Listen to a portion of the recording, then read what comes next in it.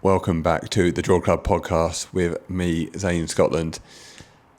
This week, as with the other weeks, we're going to be covering the three different topics: professional golf, insights, and then, importantly, questions from you guys that you sent in on how to improve your game, how to get better, how to lower your scores, and generally just enjoy the game much, much more, because it's a bloody difficult game. But let's kick it off with what's been going on in the professional golf world. So a pretty nice story has actually evolved over this last week.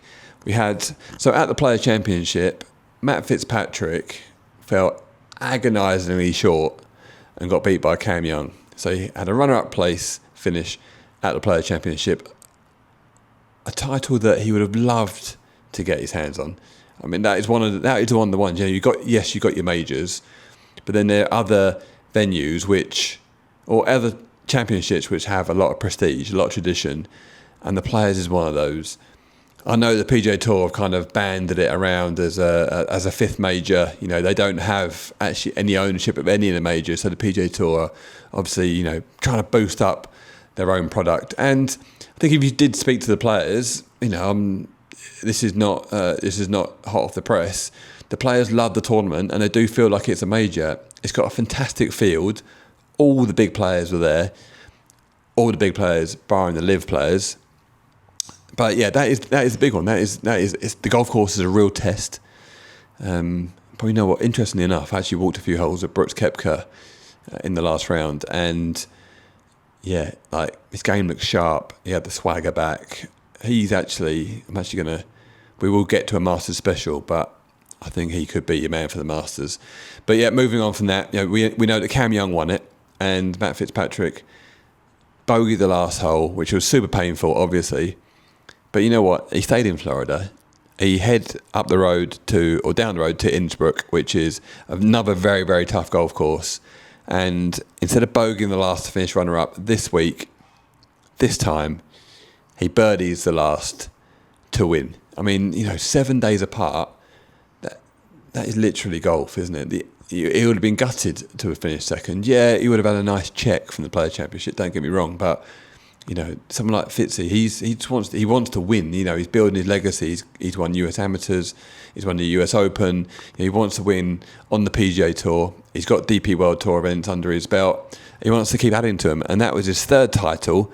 He picked up $1.6 million, which is pays for a night out, and he climbed to a career high ranking on the back of that, which is also great.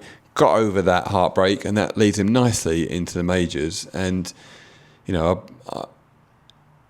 all know Fitz is a very gritty player, and I think that just literally epitomises it. To go have an agonising second place where he would have been just gutted. It normally takes a couple of days thinking, I was that close. If I could have just done this a little bit differently, if I'd just taken 10 more seconds, then maybe I wouldn't have hit that shot. Maybe I would have hit it in the fairway. But he was able to put it all behind him, go back to the work he's been doing, does some really interesting work with his golf swing. So Fitzy used to be a short hitter, but arrow straight. I got to play with him when he first turned pro on the MENA Golf Tour, a place called Albania. Myself and another chap called Tom Buchanan, who was at the time was director of golf at Alain Equestrian Club, and he's now, I think he's now the resort, let's call him the resort chief. Anyway, so Tom's a really good player. He's qualified for DP World Tour events himself. I was playing full time, so I was pretty on it as well, doing well on the MENA Tour. And Fitzy had turned pro, and that was where he was going to cut his teeth while he was waiting for tour invites. And so we got drawn with him, and you know what? He's a really nice guy. That was the first thing. Like, someone I'd kind of heard of. He's won US Amateur, played Augusta in the Masters as an amateur. He was like the new hot kid as such. And you know what? He's come across really well.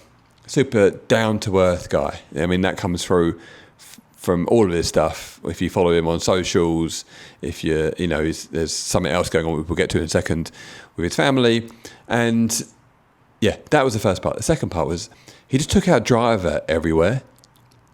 And I know there's quite a common theme now, but there are certain holes on this golf course which, when you play, especially when you're playing for a bit of money, you're starting out, you're thinking, right, there's a bit of a pinch point in that fairway. It's pretty wide, and then there's about a 15-yard gap between those two bunkers. So there's no need to go there. I'll just hit my 3-wood short and 8 or 9 iron to the green. And every tee we walked onto, he just pulled the head cover off the driver and just pinged it down the middle of every fairway. And it wasn't necessarily standing over the ball or beforehand. He wasn't thinking, oh, maybe I should hit 3-wood or maybe not, and I've really got to hit someone straight. Because you know how you can play with somebody, you can see, right, they're taking driver here, they're really going for it, and there's a bit of procrastination there. But with him, you could just see the full confidence that the ball was, one, going to come out in the middle of the club face, and two, he knew where it was going. And then that continued to when he went on to play on the DP World Tour and win on the DP World Tour quite quickly. And he covered the stat, I think, over the first 2 years when he got into the Ryder Cup, he hit the most fairways of any player. So, nice stat to have. Obviously a great game, obviously a really gritty player, good putter. The one thing that he didn't have was being able to hit the ball a long way. And, he made that leap. He decided to take on, go on a journey of finding out how to hit it further. So went and sought out some biomechanics, worked on with his coach, worked on some drills, used some training aids. I think he used a stack system and just found distance and became a long hitter. He was able to then swing it. It was probably starting out at 108, 109, 110 miles per hour club head speed and upped it to 120 in game time. And that essentially won him the US Open because he hits it straight anyway. And then all of a sudden, he was just then able to add another 15, sometimes 20 yards.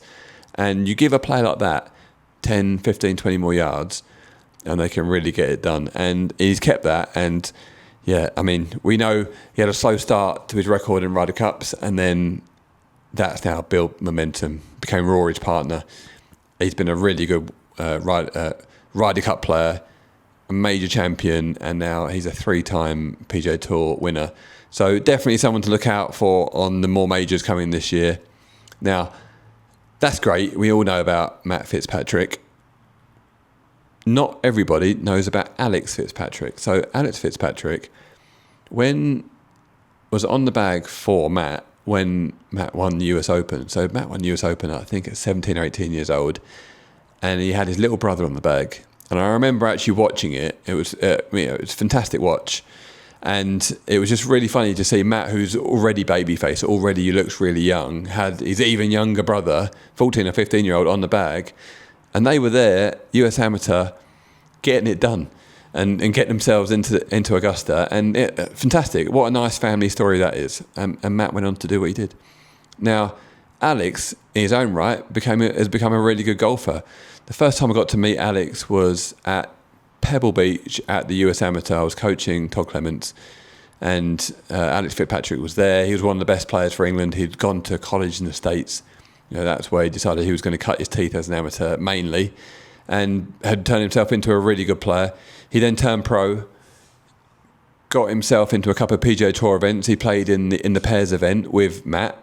They did pretty well in that on the PGA Tour, but then had to go to the qualifying school in Europe and get his card there, which he duly did. He's now been out there for 2, maybe 3 years, and watched his brother win at the weekend, goes to the Hero Indian Open and gets his maiden DP Tour win. So in the same week, within a 7-day period, both Fitzpatrick lifting trophies, won a PGA Tour champion, won a DP World Tour champion. And what a great story. He came from 6 shots back on the final day to shoot 69 to win by Jakara, who collapsed with a 75, which was very unfortunate. But yeah, back-to-back wins across both the tours it's history making. And Alex was super emotional on the last green. The course that they played, DLF in India, is, it's tough. If you get out of position, it's dense. I played Royal Delhi, DLF similar, but a new version. If you spray it off the tee, you're not seeing that ball again. So it was a real emotional week. You feel really on edge. And he broke down crying on the last green. It was a really nice moment to watch someone who's obviously really proud of his brother, but I'm sure there is a little bit of like, why not me? And this week, what a great story. Yes, his brother got to win the Valspar, but they get to go back, have dinner with a family, and he is also a winner on a main tour. So well done to Alex Fitzpatrick. Now, another tournament going on, the TGL season finale. I know it's not everybody's cup of tea, but we did have Tiger playing.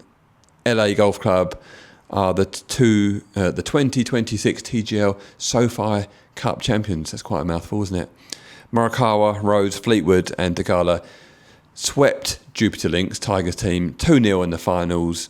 And Tiger's long-awaited return to golf in front of our eyes didn't really go the way he wanted to. And the week didn't really get much better.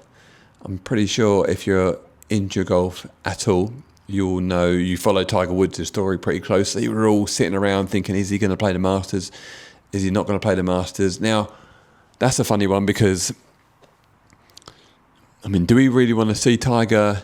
I would love to see Tiger in the Masters, having played some tournaments up to it. Seeing like a really competitive Tiger Woods. Yes, he is Tiger, and he may just turn around and, first of all, if he does play, he may just turn around and turn it on for all of us. But I'd love to have seen him play a few more up to it. But this last incident may bring that into a little bit of jeopardy or a little bit of issue for him, where he crashed his car again. There just seems to be a lot of drama around Tiger Woods and cars. Seems to be the fourth incident with a car. The first one that we all know about, I think, when was that? 2009. Then he had the previous DUI. Then he had the terrible car crash where he nearly lost his life. He's come back from that, and unfortunately, it seems like he's been charged with DUI again. I don't know all the details, I don't know who does. But yeah, there was pictures of the car on its side. It looks like he's tried to overtake someone, something's happened. It's tipped over. He's had to crawl out the passenger window. Somehow, nobody was hurt, which is like, it's probably the best news out of all of it. But yeah, it just seems to, there's just this weird drama just seems to follow Tiger Woods around.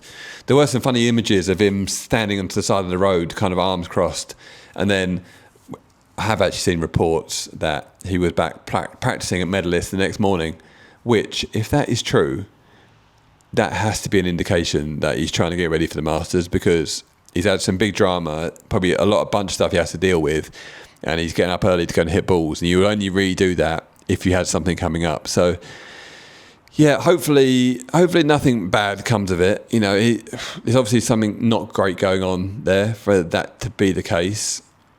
Let's hope that, lucky that no one got hurt. Hopefully this is his last misdemeanor in a car. Maybe you could just get a driver. That would be a nice idea, wouldn't it? To have someone just drive you around. You can play on your phone. Don't get any bother. Please, Tiger, can you just get a driver? Something. We need you. We need you into tournaments. Because there has been chat that he's entered US Open Champions Tour. So let's hope it's all good on that front. Odd one, really odd one. But then, so moving on, so a little bit of Masters chat. So as I alluded to earlier, so I got to walk 10, 11, 12, 13, 14 with Brooks Koepka at Sawgrass. So a very small sample case. But looking at his stats, he's been fantastic tee to green for quite some time now, and the putter has been a slight bit of an issue. His iron play has been sensational. Just, having watched a lot of good players, you kind of get a bit of a sense on how confident they are, and he just looked like he had his swagger. Early on in the year, got to chat a little bit with Pete Cowan, who's Brooks Koepka's coach.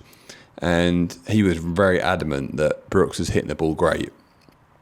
And his issue was his putting. Putting had been off for quite a while.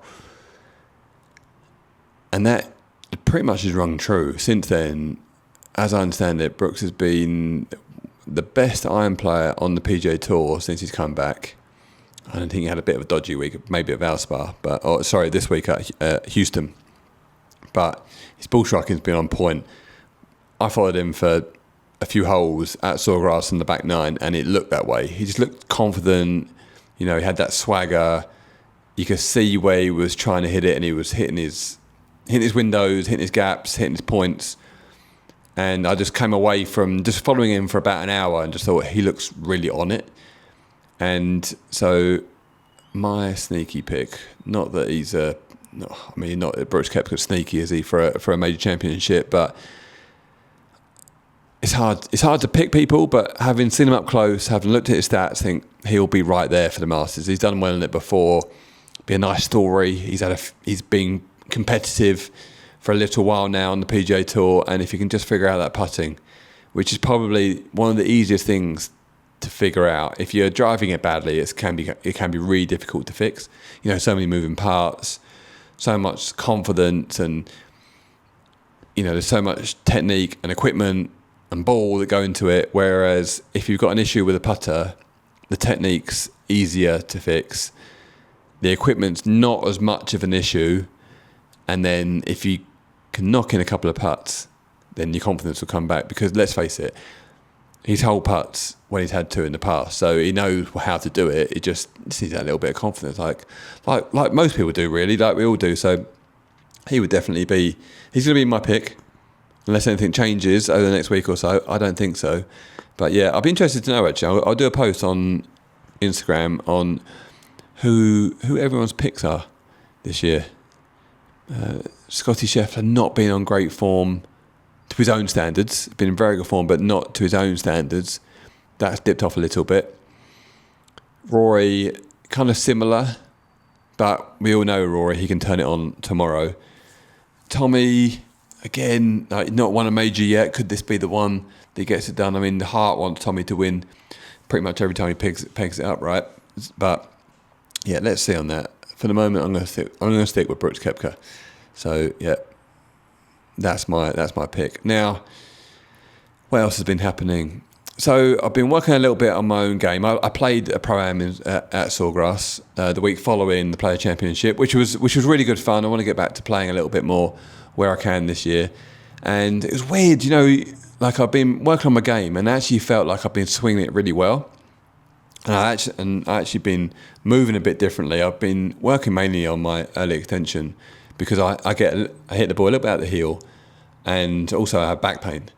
And it's definitely helped my back pain. Well, it's helped my sweet spot control. I'm actually hitting the ball a bit more out the middle, but it's definitely helped my back pain, which has been really good actually. And the software and device I've been using is a software called Sportsbox AI. So it's like it's a camera 3D system, and you can basically measure. It will give you the degrees and the inches of how your body segments move. Now, there's obviously a part to it is it doesn't give you a lesson, so you go ahead and film it. So and I've been using it with a lot of my clients. So you film the swings, and then it will take the swing. It will then create an avatar next to the actual swing on the software. And then it will give values and numbers on where you're swinging and moving. So basically, it means that you can go, right, I want to improve this part of my swing, and I can see that my chest turn or my shoulder turn is, let's say, 85 degrees, and I need this thing to be 95 degrees because I can see all the best players in the world, and I want to hit the ball further. They all turn 95 degrees. So then you can then set it and you can hit shots and then see if you can get into that window. So that's been really good. I've been using it for my thrust, my pelvic thrust, my early extension, and it's been much, much better. And I've definitely not had as many back issues. So, and I think, what? One of the fundamentals of the golf swing is staying in your inclination to the ground. And then what do I mean by that is it's not necessarily staying in your posture. So if you get your head around this, if you stay bent over while you turn, your head will drift to the right and to the left. So what happens in the backswing is, as you turn to the right, you extend from your pelvis, and then you bend.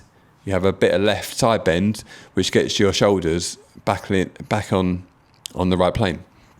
So trying to stay in your inclination to the ground, trying to keep your your angles, your inclination to the ground consistent, requires turning, extending, and side tilting, side bending. And the other part is you don't want to be thrusting towards the ball. You want to be you want your pelvis to essentially be moving around a fixed point where the centre of your pelvis stays zeroed and it doesn't go toward the ball or too much away from the ball. And so you're more of it'll feel more of a turn in that respect. And I've been doing that. It's been helping my back. It's been helping my golf. But in true golf style, my scoring wasn't very good. Just couldn't quite get it together. I was kind of playing around with my driver shafts, which is probably going to Sawgrass, not a place to do it. But it was weird. So I felt like I played really well, but didn't really get the scoring going. I had a good third round. That was nice to get under par. But yeah, odd. Came away from it quite enthused. Would love to play some more tournaments just to get on that mode. But yeah, what a great week it was to get to play the TPC Stadium course, and I'll be sharing some more content where I can. I did catch a bunch, so I'll try and get out there. Now, let's get on to the 3 questions that you guys have kindly sent in. Going to go question 1. Why do I keep losing distance off the tee as I get older? Now, this is something that I can attest to. So over the last couple of months, I've worked on my speed and I got to test it out recently. Now, I'm 43 years old, so I'm nearly 10 years out of playing the game full time, and my speed, it had dropped off. It had dropped down to 107, 108, 109 clubhead speed, and now I'm back to about between 112 and 115 on a good one. I can try and step on it and get it higher than that where I throw myself at it. But in terms of like a playing speed, I'm right in that window now. So I've gained 5 to 6 miles per hour, which equates to about 1.5 to 2 yards per mile per hour. That's the calculation. So I've gained, like, say, 10 yards, which is great news for me, and golf's much more enjoyable. How have I done that? So I've not really been to the gym. I do need to add that bit in. That is one part. But the other parts, there's been a little bit of technique. So one of our coaches, Tom, who I mentioned before, who I'm going to get on the podcast, come out with some great tips, Tom Lewis. We've worked on a couple of little technique things. The keys for me have been on the backswing. I feel like if I've got a camera in front of me, as I make my turn, I'm trying to hide my right pocket from the camera. That's one piece. And then the other piece has actually been, I've actually teed the ball down a touch because I feel like I move onto it much better. And then if I want to hit it a bit further, I would let my left heel come up on the backswing and then feel like I really slam it down. And this is the important part. If I lift my left heel up, I feel like I slam it down before I'm halfway into my downswing. And those couple of things really helped. And then, you know what, just having a focus. We always work on contact, so good strike, and direction and curve. Every time we practice or go and play, we're very on that, but we wouldn't necessarily isolate a speed session. So once a week, I've probably been doing it, if I'm being really honest, once every 2 weeks. But if you do it a bit more, once a week, worst way is once every 2 weeks, just go in, and if you can get on a simulator, even better, where you can just get a big number up on the screen of what your club head speed is, and you stand there, and I've been hitting, say, 50 or 60 shots. By the end of it, I'm sweating, and just hitting the boards or swing as fast as I can, not worrying about quality of shot too much. And then when I go to hit then a normal shot, my speed has come way up. So yes, as you get older, we might be getting a bit weaker, might be getting a bit slower, but a lot of first part is in the head. You can get the speed back. Second part is a bit of technique, and the third part is once a week, once every 2 weeks at minimum, just go in and have a session where you just don't care where the ball goes and you just swing as hard as you can. And it's actually quite good fun. It's actually quite liberating. And next question, what's the one thing I can do to improve my short game fast? Now, I've chatted a bit about strategy before on short game. That is one piece. Pick the easy shot. Don't play the Hollywood shot. pick the easy shot. You haven't always got to chip it stiff. Do that part. The next bit, if I was going to go into technique, I'll tell you what, I'll give you what I would do, or what I try and do, is I like to use the most lofted club, so 60, go down the bottom of the grip, stand a little bit closer, get the handle up so the shaft's kind of upright, and get the ball a little bit back.